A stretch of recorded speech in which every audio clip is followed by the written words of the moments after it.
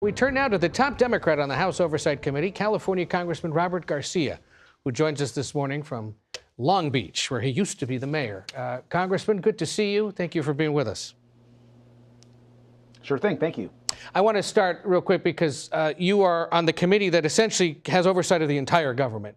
You're Democrats. You don't have control of the panel. You've held some unofficial hearings on ICE operations nationwide. I'm curious if you're talking to the Republicans at all about doing anything to investigate allegations of wrongdoing of ICE and the Border Patrol as they continue to carry out immigration enforcement operations? Look, I think it's just been very recently we actually see more and more Republicans actually speak out and begin to show some level of courage. ICE, CBP, DHS is completely out of control. We have heard not just in hearings, but certainly in looking at what's happening across this country and folks talking and telling their stories. We're talking about U.S. citizens that are being shot. We're talking about U.S. veterans that are being detained for no reason, children that are being deported as young as 4 or 5 years old, sent to detention in other cases, as we've seen. And so I think you're beginning to see some Republicans actually show concern. But right now, DHS is causing terror across this country. And Donald Trump has turned not just DHS, but ICE specifically, which we now know is larger than it's ever been, into his own personal police force. But you know of no Republican committee chairman currently planning to investigate all these allegations, right?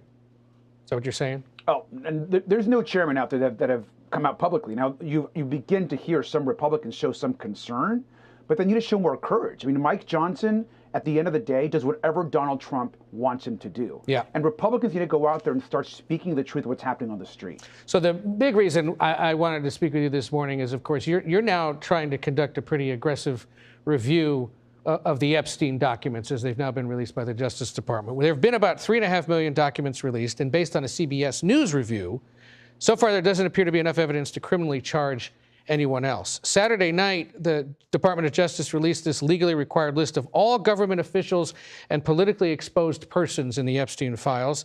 More than 300 names on the list, which they acknowledge are people who are here listed in a wide variety of contexts. DOJ says they're doing as asked because it was part of the law. It lists everyone from Beyonce to Joe Biden, George W. Bush, Princess Diana, Michael Jackson, Barack Obama, Mike Pence, the Trumps, Mark Zuckerberg, among others, because they came up in one way or another in the documents. A few questions. Why was this asked for? And are you aware yet of any names being not on this list that should be on the list? Well, we're reviewing that list, of course, but let's be really clear. This is a massive cover-up being led by the White House and the DOJ. The fact that 50%, half of the Epstein files, have not been released to the public and to the Congress. And of those that have been released, the actual files that have been out in the public or that we've seen, they're overly redacted. Many of the survivors and victims, their names are actually appearing, so there's no protection for the survivors. Yet the names of billionaires, the names of folks that could be co-conspirators, that helped fund Jeffrey Epstein, that could have actually been involved in the terror and rape, as we know, abuse of women and children, some of those names continue to be redacted and protected. Why won't the DOJ actually follow the law, not just of what was passed by Congress, but the subpoena that was put in place by the Oversight Committee during the summer? And so this continues to be a cover-up, and the American public understand that they continue to hide and protect and deflect. Why does Donald Trump, the president, continue to, in our opinion, to protect these powerful men? We're not going to stop till we get justice for the survivors. The Justice Department says they've released everything they can, and the rest are protected by attorney privilege, contain victim information, or contain child sexual assault material. I know there's been a back and forth in recent days about a handful of names that were redacted, should have been unredacted. Turns out they didn't have anything to do with it. They just happened to be in an event or in a photo with Jeffrey Epstein, basically. But I want to ask you about your investigation, a congressional investigation. You told the Attorney General on Friday it would take more than 7 years for members to check the redactions on those 3 million pages, which sounds unrealistic, but is it your intent to review all of those documents to see what other information is there, what other names are either mentioned or missing? Absolutely. Look, we have a great team on the committee that's reviewing right now every single document.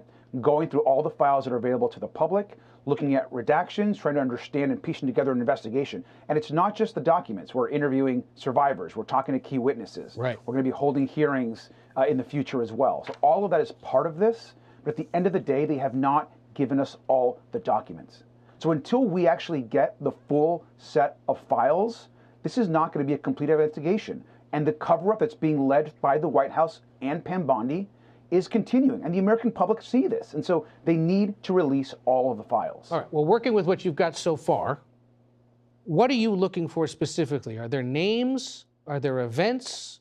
Are there situations to clarify that they've been released or that they're out there? What is it you're looking for? Look, there's a variety of things. I think number one is we want to ensure that all of the names of the men that either were co-conspirators, those that themselves terrorized and brutalized women and children, those people need to be exposed. That work has begun. An additional piece of this is who was financing Jeffrey Epstein.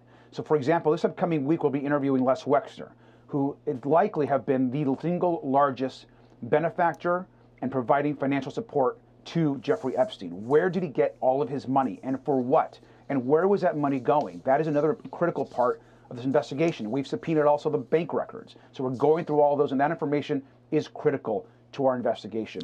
And then, of course, is who was involved in the trafficking of girls and women. It wasn't just Ghislaine Maxwell. Why were there so many women being attacked in places across the country, whether it was New York, but also Palm Beach? You look at Mar-a-Lago. Why was Mar-a-Lago a location where women continue to be trafficked from? So these are questions that we need to ask. We have questions for President Trump. And I think the broader issue here is why wasn't this investigated when these accusations and these stories actually were heard by the FBI years ago? Where was the investigation? Where was the DOJ? And this, by the way, is an issue not just in Republican administrations, right, but also ones led by Democrats. We have to get answers. You mentioned Wexner, who you're interviewing this coming week. Have you heard back yet from the man formerly known as Prince Andrew? We have not, but we absolutely have sent letters. We want to actually talk to Prince Andrew, and it's not just Prince Andrew, former Prince Andrew. Right. I mean, what's happening right now across, over in the UK is pretty stunning, and it's actually a show of what happens when the government listens to the public. There are actually things happening to those that have been involved.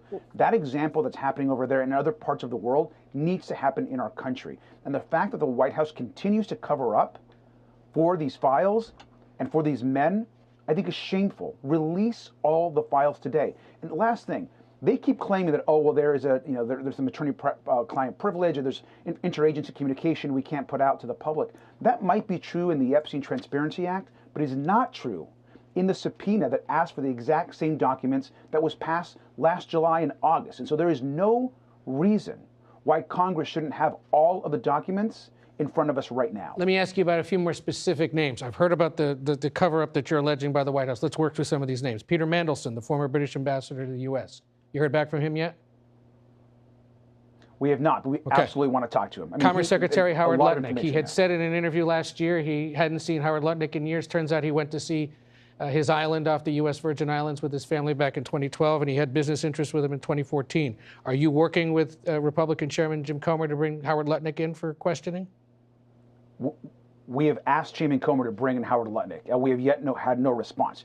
Not only did he visit the island, he had tons of communication with Jeffrey Epstein after it was already known that Jeffrey Epstein was essentially convicted for preying on children. So it is shameful that he's actually in our government. He should not be the Commerce Secretary. He should come talk to the Oversight Committee. The Oversight Committee also voted last month to hold Bill and Hillary Clinton in contempt of Congress for failing to show up for similar testimony. They're now scheduled to appear later this month for closed-door testimony. What's the point of having them come in?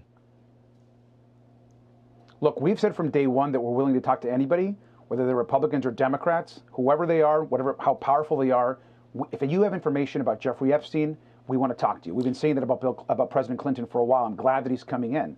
Look, the one thing I'll say is I think both President Clinton and Secretary Clinton have also added that they would like those hearings to be public. That's something that we absolutely support. We have questions for President Clinton. We'll be asking those in New York in the weeks ahead, as you know. But there's a lot of people that we need to speak with. And the more that we can have these conversations in public, I think it's better for the American people. It's what they want to see. and they want to understand what was the truth about Epstein, who he knew, where he got his money from, and why has there been a constant focus on covering up his crimes by so many in government. Congressman Robert Garcia, the top Democrat on the House Oversight Committee, thank you for spending part of Sunday with us. We appreciate it.